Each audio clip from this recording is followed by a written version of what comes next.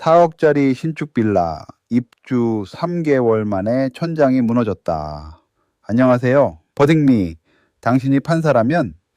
입니다. 오늘 저희가 가져온 사건 들으시면 정말 아찔하실 거예요. 8년을 모아서 산 생애 첫 집, 2억 2천만 원도 아니고 무려 4억 2천만 원짜리 신축 빌라입니다. 그런데 입주한 지 딱 석 달 만에 천장이 무너졌어요. 2살배기 아이 바로 옆으로요. 건설사는 뭐라고 했을까요? 당신이 에어컨을 너무 많이 틀어서 그렇다고 했습니다. 여러분, 이게 말이 된다고 생각하세요? 34살 김민수 씨 이야기를 들어보시죠.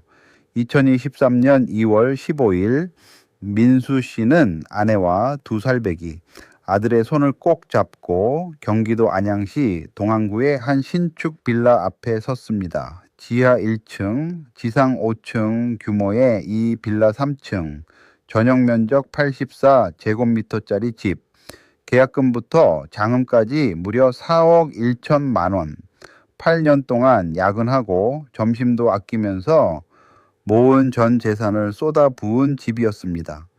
계약서에는 이런 문구가 선명하게 적혀 있었어요.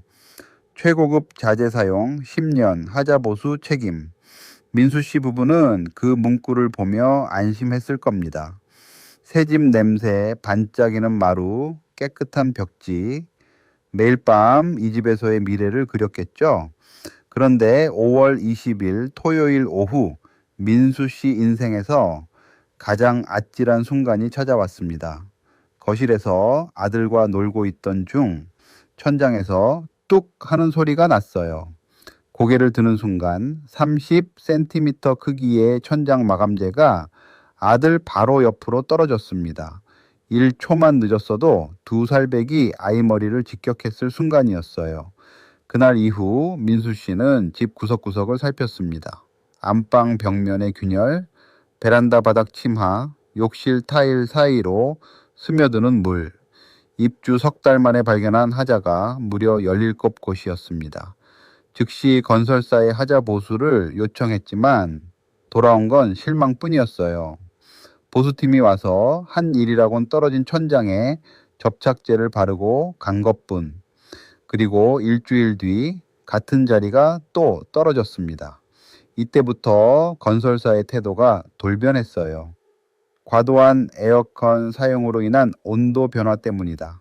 입주자의 부주의한 사용이 원인이다. 6월 20일자로 건설사가 보낸 공문에는 이런 문장이 박혀 있었습니다. 당사에 시공하자가 아닌 것으로 판단됨. 민수 씨는 7월 3일 자비로 대한건축구조기술사회에 정밀 안전 진단을 의뢰했습니다. 비용은 350만 원, 2달치 월급에 가까운 돈이었어요. 8월 18일 나온 감정 결과는 충격적이었습니다. 시공하자가 23곳, 그리고 베란다 구조체에는 안전에 심각한 위험이라는 소견이 붙었어요.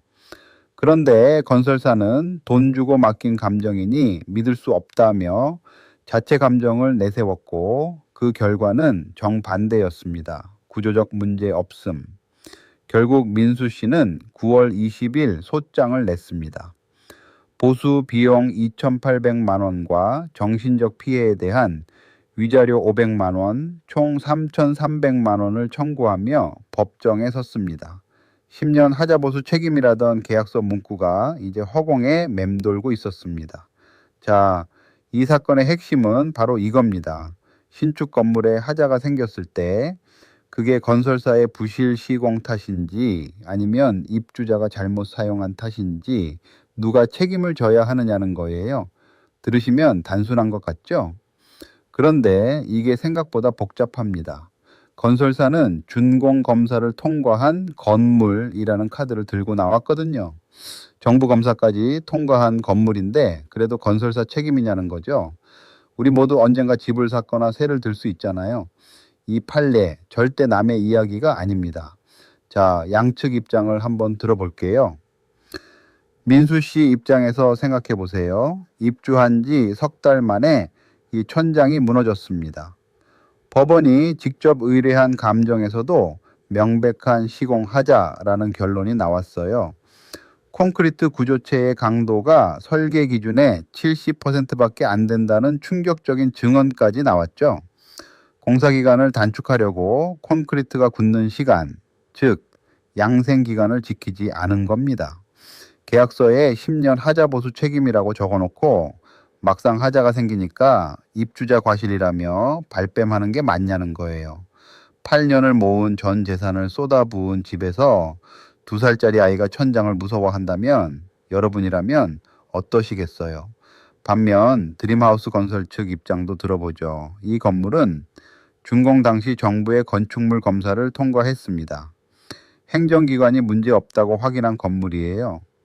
천장재가 떨어진 건 과도한 냉난방으로 인한 온도 변화 때문이고 그건 입주자가 조심했어야 할 부분이라는 거죠.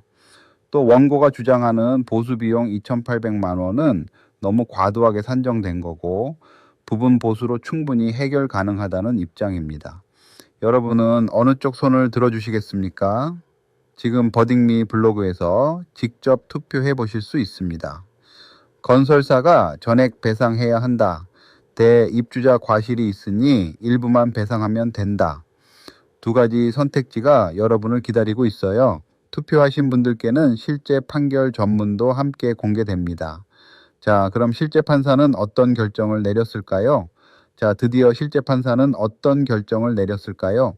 재판부는 법원이 직접 선임한 감정인의 결과를 신뢰했습니다. 천장 마감자의 고정 불량, 구조체 양생 기간, 미준수, 방수, 시공 미흡 이 세 가지는 명백한 시공 하자로 인정됐어요. 입주 석 달 만에 이렇게 광범위한 하자가 나타났다면 그건 입주자 과실로 볼 수 없다는 게 법원의 판단이었습니다. 건설사가 내세운 준공 검사 통과 카드는 어떻게 됐을까요? 법원은 명확하게 말했습니다.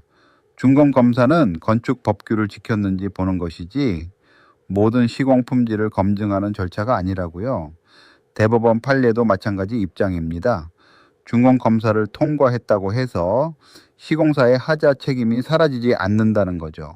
법적으로는 민법 667조 도급인의 하자 담보 책임이 적용됐습니다. 쉽게 말씀드리면 공사를 맡아서 한 건설사는 그 결과물에 문제가 있을 때 고쳐주거나 배상해야 한다는 법입니다. 집합건물법 구조도 구조안전과 관련된 하자는 10년간 책임을 지도록 하고 있고요. 보수비용은 원고가 제출한 세 업체 견적의 평균인 2,800만 원에서 일부 과다 항목을 빼고 2,650만 원이 인정됐습니다. 위자료는 500만 원 요구해서 300만 원이 인정됐어요. 2살배기 아이 옆으로 천장이 떨어진 그 공포, 그리고 8개월간 건설사와 싸우며 겪은 스트레스가 참작됐습니다. 민수 씨가 자비로 낸 감정 비용과 법원 감정 분담금 중에서도 450만 원을 건설사가 부담하도록 했습니다. 하자가 인정된 이상 그걸 입증하는 데 든 비용도 배상 범위에 포함된다는 논리였어요. 최종 판결, 피고 드림하우스 건설은 총 3,400만 원을 배상하라. 보수비 2,650만 원, 위자료 300만 원, 감정비 450만 원, 민수 씨의 손을 들어준 겁니다. 이 판례가 우리 일상에 주는 교훈 정말 중요합니다. 알아두시면 반드시 도움이 됩니다. 첫째, 신축 건물에 입주하셨다면 처음 몇 달이 가장 중요합니다. 하자가 보이면 사진과 영상으로 날짜와 함께 꼭 기록해 두세요. 문자나 이메일로 건설사에 공식적으로 통보하는 것도 잊지 마세요. 구두로만 항의하면 나중에 증거가 없어집니다. 둘째, 건설사가 준공 검사 통과했다고 하면 흔들리지 마세요. 오늘 판례에서 봤듯이 그건 면책 사유가 아닙니다. 계약서에 하자 보수 조항이 있다면 그게 강력한 무기입니다. 셋째, 감정 비용이 아깝다고 느끼실 수 있어요. 하지만 이 사건에서 민수 씨가 자비로 낸 감정 비용도 결국 배상받았습니다. 하자가 명확하다면 전문가 감정은 선택이 아니라 필수입니다. 넷째, 집합건물법에 따라 구조 안전 관련 하자는 10년간 건설사 책임입니다. 오래됐다고 포기하지 마세요. 당신이라면 어떤 판결을 내리셨을까요? 민수 씨에게 전액을 돌려줬을까요? 아니면 다른 판단을 하셨을까요? 오늘 들으신 내용이 유익하셨다면 버딩미를 구독하고 주변에도 꼭 공유해 주세요. 비슷한 상황에 처한 누군가에게 정말 큰 도움이 될 수 있습니다. 저희 버딩미는 매주 여러분의 일상과 맞닿은 판례로 돌아옵니다. 다음 판례에서 만나요.